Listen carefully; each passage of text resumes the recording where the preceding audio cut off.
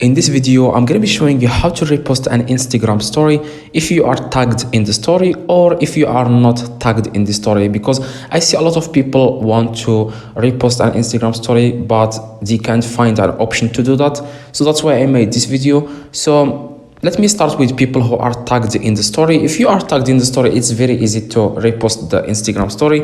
Instagram allows you to do that very easily. All you have to do is click on the friend's story or anyone's story if you are tagged, and after that you can see here at the bottom, you can see here add to your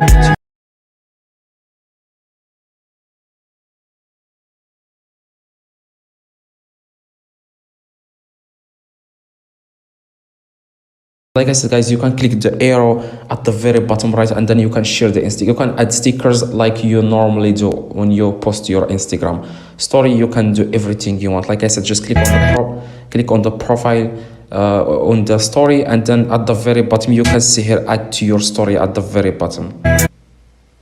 So that's exactly how you can you can repost an Instagram story if you are tagged in the story. But if you are not tagged, let's say I want to repost an Instagram story of this person. So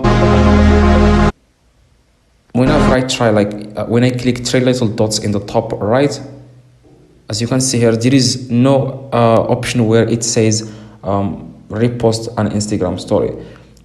But there are a few solutions for this. All you have to do, guys, is open the profile of the person and see if they posted the same story as a post on their Instagram. For example, this one, you can just click this share at the very at the bottom, this share button here. You click it, and you will find here in the top add to your story. So you can just repost this as your story. You can just click on add to your story in the top, and now you can add this. But if you can't find the post, you can just open the story.